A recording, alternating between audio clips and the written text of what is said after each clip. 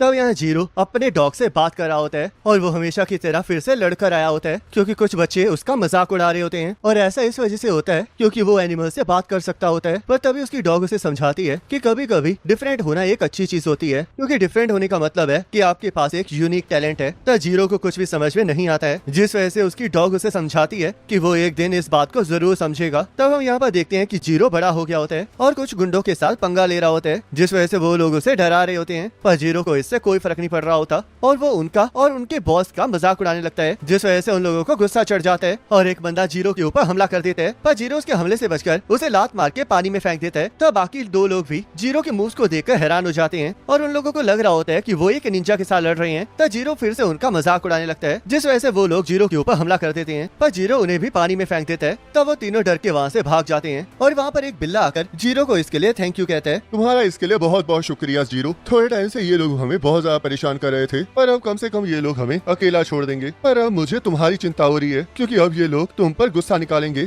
तो क्या तुम अब ठीक रहोगे? मेरी चिंता मत करो क्योंकि मुझे पहले से ही इसकी आदत है। तब वहाँ पर मौजूदा क्रो भी इस बात पर एग्री करता है क्योंकि जीरो को लोगों के साथ पंगा लेने की आदत होती है, जिस वजह से वो क्रो को अपना मुंह बंद रखने का कहकर वहाँ से चला जाता है और उन दोनों को अपना ख्याल रखने के लिए कहता है। तब घर पहुँच के जीरो के ग्रैंडफादर उसे डांटने लगते हैं। जीरो, तुमने फिर से लड़ाई की है। मैंने तुम्हें कितनी बार समझाया है कि मैंने तुम्हें शिनोबी की आर्ट लड़ाई करने के लिए नहीं सिखाई है। अपनी बकवास बंद करो बूढ़े आदमी। और वैसे भी शिनोबी बनके किसका फायदा होगा? अपनी बकवास बंद करो। देखो, ये तलवार हमारी आजुमा फैमिली की धरोहर है और एडो पीरियड में शोगुन ने खुद हमारे एंसेस्टर्स को ये दी थी, जिस वजह से ये हमारी आजुमा फैमिली की रूट्स को डिनोट करती है। तो इसलिए तुम्हें इसे थैंक यू कहना चाहिए। मुझे पूरा यकीन है कि ये एक फेक तलवार है। तो तुम्हें ये फेक लगती है? चलो फिर देखते हैं कि ये तुम्हें काट सकती है या नहीं। तो जीरो के ग्रैंडफादर पूरे घर को तहस नहस कर देते हैं, जिस वजह से उनके गुस्से के शांत होने के बाद जीरो पूरे घर को ठीक कर रहा होता है और उसके ग्रैंडपा उसे बताते हैं कि वो रात को एसोसिएशन की मीटिंग की वजह से लेट वापस आएंगे। तब उसके ग्रैंडपा के वहाँ से जाने के बाद वहाँ पर वो क्रो आ जाता है, जिसकी अभी अभी जीरो ने मदद की होती है और वो क्रो से बताता है कि जंगल में एक कैट मुसीबत में है, जिस वजह से जीरो उसके पीछे जाने लगता है और जंगल के अंदर जाकर देखता है कि एक बिल्ला सच में बहुत ज्यादा जख्मी होता है। तब उस बिल्ले को देखकर जीरो को उसकी चिंता होने लगती है और वो उसे उठाने की कोशिश कर रहा होता है। तब हम उस बिल्ले की मेमोरीज देखते हैं जहाँ पर उसे पहले भी किसी ने उठाने की कोशिश की होती है ताकि वो उनकी मदद कर सके, पर उस बिल्ले ने उसके लिए मना कर दिया होता है, जिस वजह से उस बिल्ले के ऊपर ये हमला हुआ होता है। तब उस बिल्ले को जैसे होश आता है वैसे वो देखता है कि वो जीरो के घर में होता है। तब जीरो उसके लिए खाना ले आता है और अपने आप को इंट्रोड्यूस करके उससे उसका नाम पूछने लगता है। आखिरकार तुम कुछ बोल क्यों नहीं रहे हो? तुम्हारा कोई ना कोई नाम तो जरूर होगा क्योंकि आवारा बिल्लों का भी नाम होता है। क्या मैं एक बेवकूफ के साथ डील कर रहा हूँ? और वैसे भी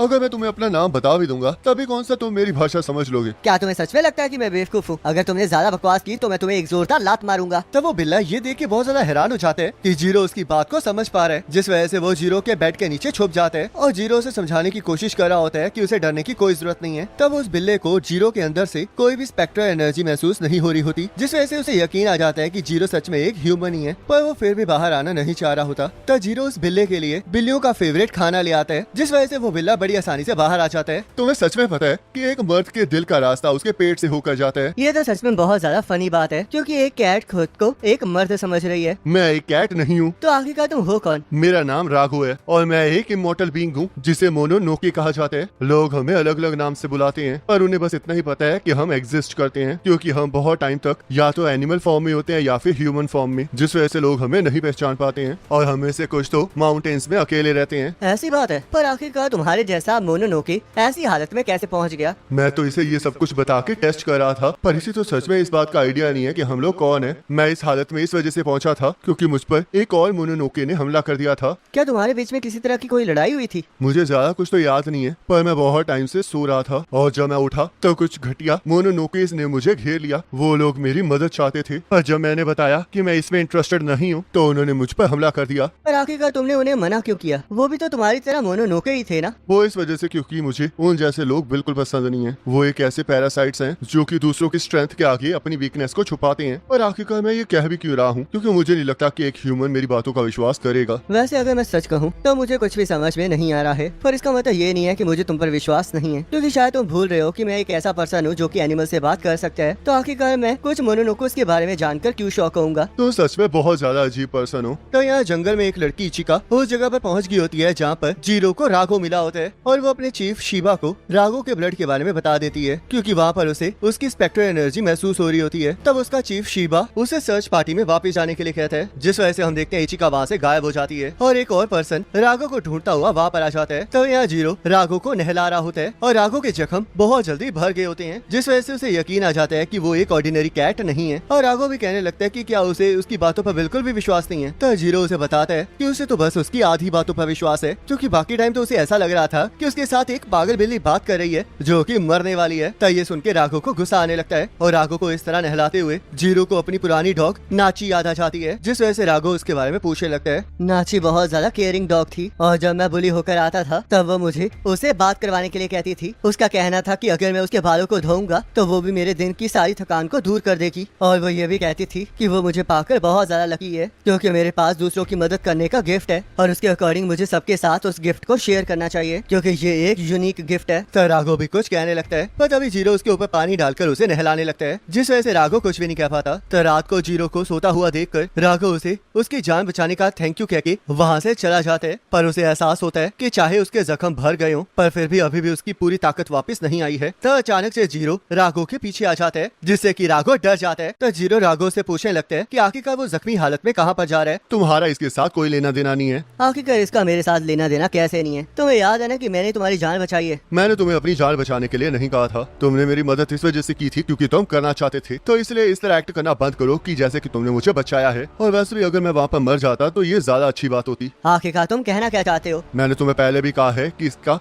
तुम्हारे साथ कोई लेना देना नहीं है। क्या तुम अपनी ये बकवास करना बंद करोगे? और मुझे नहीं पता कि आखिरकार तुम्हारी ये स्टोरी क्या है, पर दोबारा कभी भी ऐसे मरने की बात मत करना। तुम्हें सच में नहीं पता है कि आखिरकार शाद कब होते हैं, और अगर तुम ऐसे ही बोलते रहे तो मैं तुम्हें मार डालूंगा बच्चे। तुम्हें पता है ना कि मैं मोनोनोके हूँ और मैं ह्यूमंस को खाता हूँ, जिस वजह से मेरी और तुम्हारी दुनिया बिल्कुल अलग है। तो इसलिए मुझ पर एहसान करो और मुझे अकेला छोड़ दो। तो राघो को ऐसे देख के जीरो चौंक जाता है और वहाँ पर वो पर्सन आ जाता है जो कि राघो को ढूंढ रहा होता है। तो जीरो पहले से ही गुस्से में होता है और उस बंदे को बिना इनविटेशन के उसके घर में आता हुआ देखकर उसका दिमाग और ज्यादा घूम जाता है, जिस वजह से वो उसे वहाँ से दफा होने के लिए कहता है। पर तभी हम देखते हैं वो बंदा अपने कुछ बॉडी पार्ट्स को ट्रांसफॉर्म कर लेता है, क्योंकि वो भी एक मोनोनोके होता है। और जैसे ही जीरो के ऊपर हमला करता है वैसे ही राघो जंप मार के वहाँ से भाग जाता है, जिस वजह से वो पर्सन जीरो को छोड़कर राघो के पीछे पड़ जाता है। तो ये सब कुछ देख के जीरो को एहसास हो जाता है कि राघो बिल्कुल सच कह रहा था। तब यहाँ राघो उस मोनोनोके से बचकर भाग रहा होता है और उनके बीच में डिस्टेंस बनाने की कोशिश कर रहा होता है, पर वो बंदा फिर भी राघो के पास पहुँच जाता है और उस पर हमला करके उसे नीचे गिरा देता है। मुझे यकीन नहीं आ रहा कि जख्मी होने के बाद लेजेंडरी मोनोनोके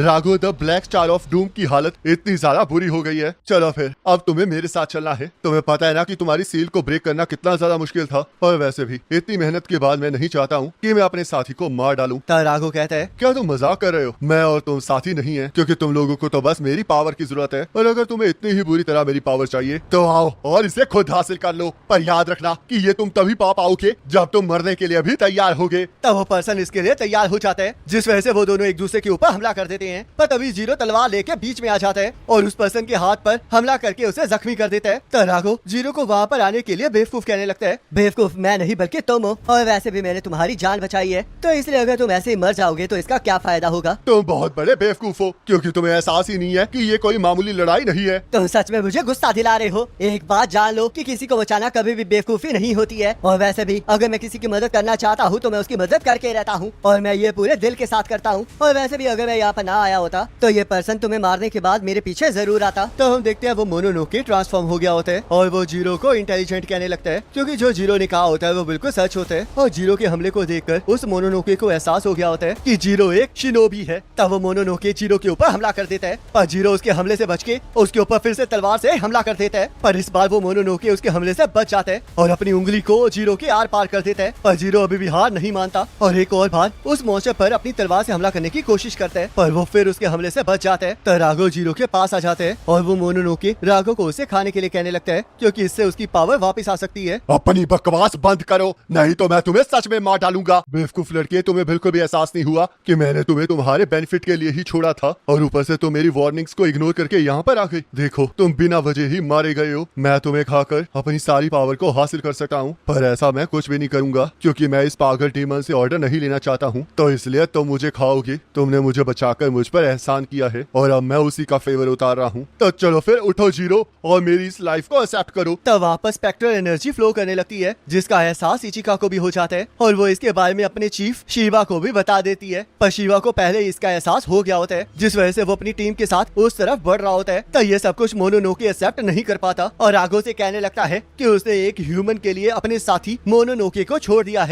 तुम कुछ ज्यादा ही शोर मचा रहे हो और आखिरकार यहाँ पर चल क्या रहा है और मैं ठीक कैसे हो गया? ये सब कुछ देख के बाद में शौक होना। क्या ये तुम बोल रहे हो राघो? आखिरकार यहाँ पर चल क्या रहा है? तुम दोनों इस टाइम बोरो टाइम पर जी रहे हो, जिस वजह से अब मैं तुम दोनों फ्यूज्ड फूल्स को मार डालूंगा। राघो, आखिरकार इसका फ्यूजन से क्या मतलब है? इस टाइम सबसे ज्यादा जरूरी इसे मारना है, तो इसलिए इस चीज पर फोकस करो। तजीरो मोनोनोके के हमलों से बच रहा होता है और उसे समझ नहीं आ रहा होता कि आखिरकार वो उसे कैसे मारेगा, जिस वजह से राघो उसे समझाता है कि इसमें वो उसकी मदद करेगा। और हम देखते हैं जैसे ही वो मोनोनोके उसकी तरफ बढ़ने लगता है, वैसे ही जीरो अपने मुक्के में राघो की पावर को भर के उस मोनोनोके को पंच मारता है, जिससे कि वो मोनोनोके एक ही मुक्के में मर जाता है। तब उसके खत्म होने के बाद जीरो राघो से इसके बारे में पूछने लगता है, पर राघो कोई जवाब नहीं देता है। और तभी इचिका वहाँ पर आकर जीरो को चाकू दिखा के बिल्कुल भी हिलने से मना करती है और उसके आने का एहसास तो जीरो को भी नहीं हुआ होता। तशीबा भी वहाँ पर आ जाते हैं। इचिका, रूड होने की कोई जरूरत नहीं है। और हाँ बच्चे, हम मोनोनोके नहीं है, बल्कि हम लोग ब्यूरो ऑफ एस्पियोनेज से हैं और इसके बारे में मैं तुम्हें बाद में बताऊंगा। जैसे कि तुम अभी देख ही सकते हो कि हमने तुम्हें घेर लिया है, तो इसलिए हम तुम्हें कस्टडी में ले रहे हैं। तो जीरो इसके लिए मना करने लगता है, पर तभी इचिका उसके गले के पीछे हमला करके उसे बेहोश कर देती है और शिवा से पूछने लगती है कि आखिरकार अब वो उसके साथ क्या करने वाले हैं। अभी के लिए तो हम इसे हॉस्पिटल भेजेंगे ताकि इसका ट्रीटमेंट और टेस्टिंग हो सके, और हम इसे इतनी आसानी से मरने भी नहीं दे सकते हैं, क्योंकि ये हमारे और मोनोनोकीज के लिए बहुत ज्यादा इंपॉर्टेंट है। और इसी के साथ ये एपिसोड खत्म हो जाता है। अब नेक्स्ट एपिसोड का लिंक आपकी स्क्रीन पर आ रहा होगा, उस पर क्लिक करके अगले एपिसोड को देख सकते हो।